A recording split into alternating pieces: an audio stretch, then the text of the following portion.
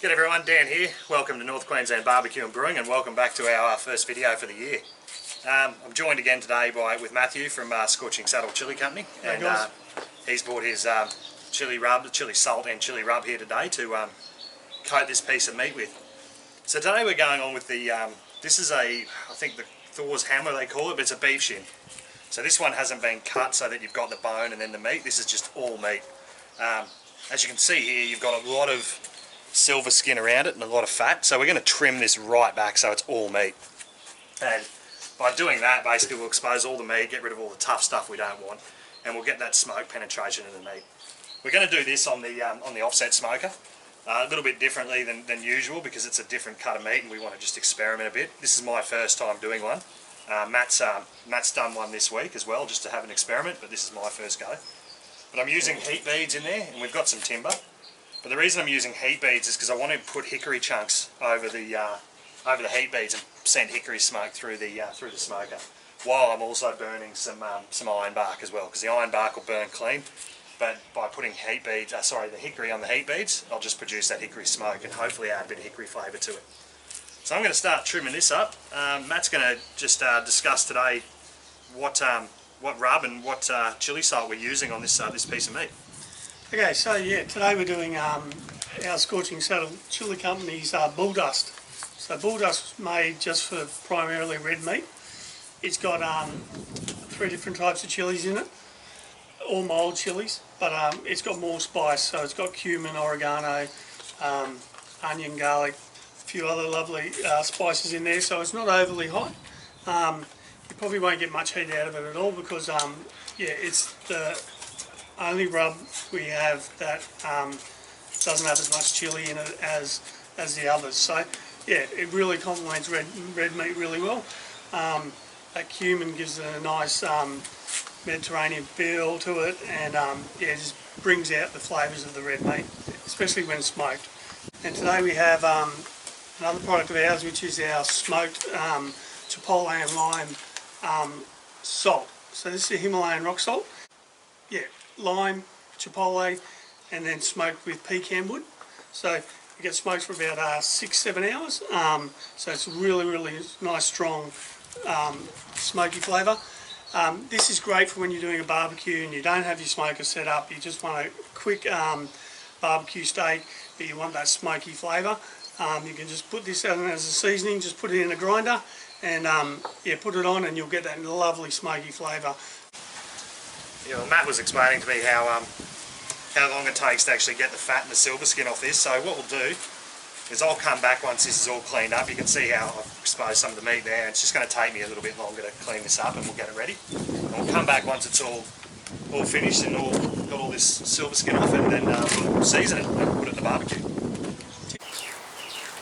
So we've trimmed this up right up, and you can see I've gotten rid of most of the silver skin and fat off that, so I've exposed all the meat. This here's the bone, so that's not going to really affect us, and I've also tied it up with butcher's twine, so now it shouldn't fall apart during the cook. I've got the knife in here and just trimmed around this edge of the bone here, basically, so when it starts to pull back, we'll get that hammer effect. You'll see a lot of guys are getting these, and they've actually trimmed this bit of meat off to actually have the handle. We've left all the meat on because I didn't want to waste any of that meat. So first things first, we're going to use Matt's chili salt, and we're just going to give it the base of the salt. I'm not using a binder, I'll just let this sit on there naturally. On our website you can actually buy grinders as well. So if you go to www.scorchingchilicompany.com.au, yeah, you can buy all the salt shakers, all the different salts, rubs, peanuts, chili oils. So we've gone on with that initial layer of salt, just add the salt to the meat, and now we're going with the rub. This one, like Matt said, is the Bulldust. We'll give this a fairly decent coating of this. We want some flavour. And once again, being the sort of meat it is, it'll absorb all that into the meat. And when we shred it at the end, you won't end up with the bark on the top. Of the bark will end up going through all the meat when you shred it. This will essentially be a pulled beef. Oh, look at that, nice and thick. Again, there's no preservatives or fillers or anything in our rubs. It's plain chili and spice. So yeah, no fillers, nothing in there to bulk it up. It's just it is what it is. Is that the cumin I can smell? Yeah, it is, yeah. Yeah, it's got a lovely aroma, this. And there we have it. A little bit more on this side. That should give us a nice bark on this now. So now from there we're just going to put this into the offset. Yep. So we've got the thicker end here. The pullback should come from this way, from this end here where we've cut it. So we'll put it the bone's a bit thicker and there's a bit of fat here and there's a knuckle there. So we'll put that towards the heat box end just to absorb the brunt of the heat.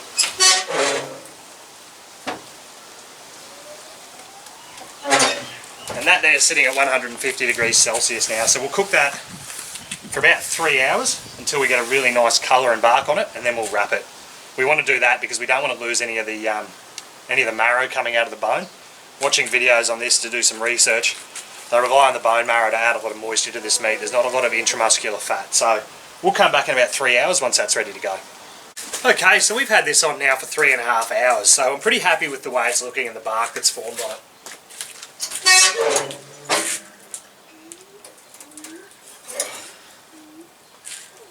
So that there is now our result of what we've been cooking. And I'll bring that camera just closer, just for a sec, so you can have a look. I don't want to hold that up. But that there is our piece of meat. So you can see we've got the pullback. You can see now we've formed quite a nice bark on that. And the fat's actually started to render down a little bit, what fat's on there. So there's not a great deal of fat on this piece of meat here, so that's fine. What we're going to do now is we're going to add some compound butter that we made. So I made this compound butter last night, and this is basically 250 grams of salted, I think just normal Western style butter, and I added to this rosemary, garlic, thyme, coriander, oregano, and some chili flakes, actually some smoked chili flakes I made here at home. So then I'm going to add a couple of nice, sort of decent portions. The chickens, we get the chickens out before and they're running around doing their thing. So we're going to add those couple of nice little portions of butter there. And that, what do you reckon? That should be enough? Oh, I'd put a couple down the bottom. So we'll just put a couple down the bottom as well. I never have too much butter. No, especially this too with the garlic and the herbs. Should give it some nice flavour. And also it's going to add that moisture to the meat that we're not going to get from rendering fat down, because there's not a lot of fat in this piece of meat. So yeah, we're pretty happy with that. Scrape all that off for good luck. Why not? So now from there we're just going to wrap this up. And that there should be enough. That should maintain all the moisture in that piece of meat now. So we'll get this back onto the smoker now, and I'm going to smoke this basically now, cook it until it reaches an internal temperature of about 98 degrees. Like most pieces of meat though, I'm going to probe this and go by feel as well as temperature. So once it's probing like butter or really smooth, then I'll take it out and we'll rest this for about 2 hours, and then we'll shred it. This is similar to, if you do a lamb shoulder, very similar to that. 98 degrees is when it's going to pull, according to science. So yeah, we'll come back in a couple of hours, probably about 4 or 5 hours, and we'll go from there. See you guys. Alright, so we've cooked this now for, we did it for about 8-9 hours, 8.5 hours, and we reached an internal temperature of about 96 degrees. We started probing it, and it was pretty buttery at about 96, but we gave it that extra little bit of time.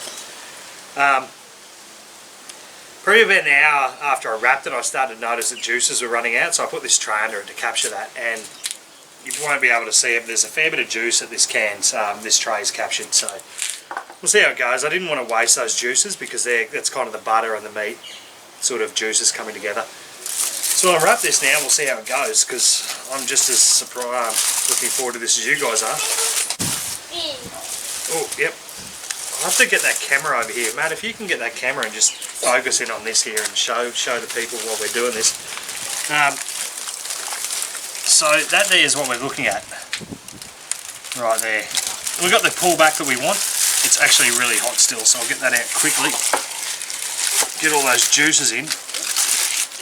I want all those juices in there because that would be a waste of all that flavour and butter and everything else. We'll be able to shred that. We'll cut the twine we put around there. I'll just let that drain. But yeah, that gives you a good look. Yeah, you're right now, mate. You put that back. So we'll get them off. We'll just cut this twine here, and hopefully this is going to shred the way I want it to. And that twine's cutting rather nicely. There we go. Yeah, so we're going to shred this now. Matt just hopped behind the camera, so we'll just take this twine off. And that should come off fairly easy. Not too worried about that. Trimmed it all. The little fella's eating corn chips, as they do. But we've got all the juices here in the bottom of the pan, so you'll see there's a fair bit of juice that's come out of that. And we want that to absorb back into the meat, but I'm going to just start shredding that. And you can see that's actually shredding really, really easily. And that's just for, I'm not putting much pressure into that. That's just shredding away really lovely, like that. We can actually take that bone out, to be honest. All that marrow that was in that bone has pretty much melted out. You won't be able to see that well on camera, but there's no marrow left in there. It's all come into the meat. So that bone, we can take that. I'll get the rest of that meat off. A little bit of that there. We'll move that over to here. Yeah, we'll just keep shredding this up because this is shredding really easy. And you'll probably be able to see that. That's just melting. So what I want to do now, we've broken all that meat down. And there's bits like this here. Obviously, we don't want that in there. We're not going to be. There's a bit of meat on there. Oh, yeah. Okay. Talking. That's actually quite pleasant. There'll be a bit of that sort of tough stuff in there still. That's all right. We're not too worried about it. But we want to really stir all that juice that's broken down. Break all this up. Get all that juice and fat and buttery goodness back into that meat. I'll probably rest this for about 4 or 5 minutes in these juices. We'll keep working this around just to get all that flavour and that juice and that butter and that fat back into the meat. Okay, so we shredded all this meat up and we mixed all the juices and the butter into it, and it's come up really nice. Eric really loves it. I'll give him a try. And he's been absolutely devouring it. Loves it. This is our second take because he played with the camera before. But what we've done, I'll let Matt display what we've been doing just to try this out because I've got the kid and I don't want him to do anything bad, but I'll let Matt explain how we've been eating it. Yeah, so the good part about this cut of meat is there's so many different muscle groups in that shin. When you break it down like we have in that long slow cook, you really get the texture of the different muscle groups. Very, very delicious. I can't say any more. So the way we've been doing it is grabbing a chip, putting some of the meat on, beeps. Bit of sour cream, a bit of onion, cheese, red onion, and it's just a morsel of pleasure. It's fantastic. So this would be great too in pies. It'd be great in nachos, like a full plate of nachos. Everyone help themselves. Yeah, really, really great pulled beef. I must say, one of the best pulled beefs I've had in a long time. So. Yeah, second time cooking. I did a test run the other night and mine was nowhere near as good as this. But it's one of those cuts now I'll be looking at in future because very easy to do. I mean, the trimming was a little bit of a pain in the ass, but cooking wise, flavour, you just can't beat it. And most butcher shops, I would say, if you ask for a couple of beef shins, they'd have it ready for you. So yeah, 100%, try it. It's fantastic. Yeah, so guys, that's our beef shin. So yeah, if you like what we're doing on the channel here, just like and subscribe. If you've got any suggestions, you want us to do anything in particular, just let us know in the comments and we'll do it. Love barbecuing, love doing this sort of stuff, and brewing beer as well. So yeah, until next time guys, take care and we'll see you next time. See ya.